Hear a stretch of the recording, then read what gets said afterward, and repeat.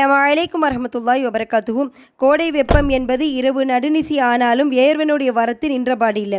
பூமியில் எரியக்கூடிய சூரியனுடைய உஷ்ணத்தால் பூத உடல் முழுவதும் எரிய ஆரம்பிக்கிறது.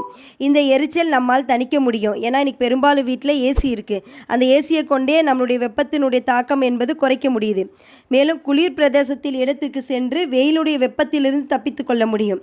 ஆனால் மறுமையில் அல்லாஹ்வுடைய பிடி அவனிடமிருந்து நம்மால் தப்பிக்கவே முடியாது. ஏனெனில் அல்லாஹ் கூறுகிறான், குல்லமா அராது ஐ யஹ்ருஜு மின்ஹா மின் கம்மி ஒய்து ஃபீஹா வதூக்கு அதாபல் ஹரீக். நரகவாதிகள் அதிலிருந்து கவலைப்பட்டு அங்கிருந்து வெளியேற நாடும் போதெல்லாம் மீண்டும் அதிலே தள்ளப்படுவார்கள். சுட்டெரிக்கக்கூடிய வேதனையை சுவையுங்கள் என்று அல்லாஹ் அவர்களிடம் கூறப்படும். அல்லாஹ் சுவையுங்கள் என்பது இன்பமான வாழ்க்கைக்கு இல்லை.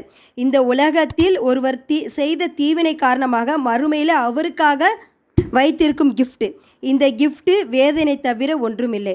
அல்லாஹ் பாதுகாத்தவரை தவிர அல்லாஹ் பாதுகாக்கணும் இன்ஷா அல்லாஹ். அஸ்ஸலாமு அலைக்கும் வரஹ்மத்துல்லாஹி வபரகாத்துஹு.